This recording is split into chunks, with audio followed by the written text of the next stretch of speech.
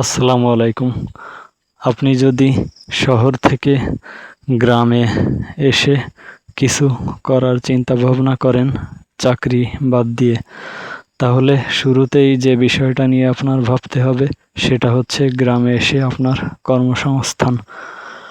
আমি ঠিক একইভাবেই চাকরি বাদ দিয়ে গ্রামে এসে প্রথমেই নিজের কর্মসংস্থান নিয়ে ভাবি। আমি আমার অল্প পুঁজি দিয়ে একটা কাভার ভ্যান তৈরি করি এবং সেই ভ্যান নিয়ে নিজে হলুদ মরিচ সহ যাবতীয় মশলা ভাঙিয়ে আমার এলাকার লোকাল মার্কেটে বিক্রি করা শুরু করি। এবং ধাপে ধাপে আমি যেহেতু মশলাটা একদম খাঁটি মান বজায় রেখে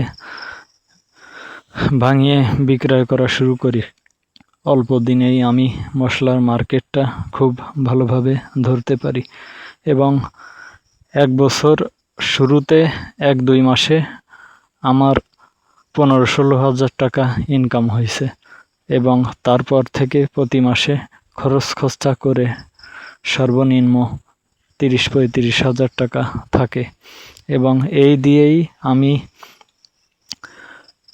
পূর্বের পরিকল্পিত আমার খামার বাড়ির চিন্তা ভাবনা করছি এবং এই 1 বছরের ইনকাম দিয়ে আমি একটা নিজে বসবাসের জন্য ঘর তুলতেছি।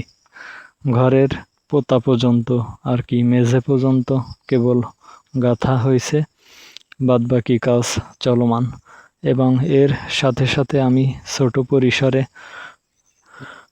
বাড়ির আঙিনায় ফলের গাছ এবং হাঁস মুরগি পালনের ঘরগুলো উঠানো শুরু করেছি। ইনশাল্লাহ আমার এই স্বপ্নের অগ্রযাত্রায় আপনারা আমার সাথে থাকবেন। আমি চাই যে শুধু আমার নিজের ধারণা দিয়ে না, আপনাদের সকলের পরামর্শ সাথে নিয়ে পরবর্তী ধাপগুলো আস্তে আস্তে সামনের দিকে এগোতে, যাতে সবার পরামর্শ এবং নিজের পরিকল্পনা মাফিক আমার কাঙ্ক্ষিত স্বপ্নের জায়গাতে আমি পৌঁছাতে পারি। ইনশাল্লাহ সবাই আমার জন্য দোয়া করবেন এবং আপনারা আপনাদের পরামর্শ দিবেন আমাকে। এই যে বাড়িটি দেখতে পাচ্ছেন, আমার বাড়িটি হচ্ছে 2 বিঘা জমির উপরে।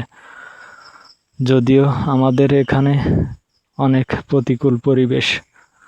বাংলাদেশের দক্ষিণাঞ্চলের বাগেরহাট জেলাতে আমার বাড়ি। আমাদের এলাকায় লবণাক্ত পানির এলাকা। সব ধরনের ফলের গাছ রোপণ করে তা বাঁচানো এবং পরিচর্যা করা এই লবণাক্ত পানির এলাকার জন্য খুব চ্যালেঞ্জিং এবং আমি এটা আস্তে আস্তে বাস্তবভাবে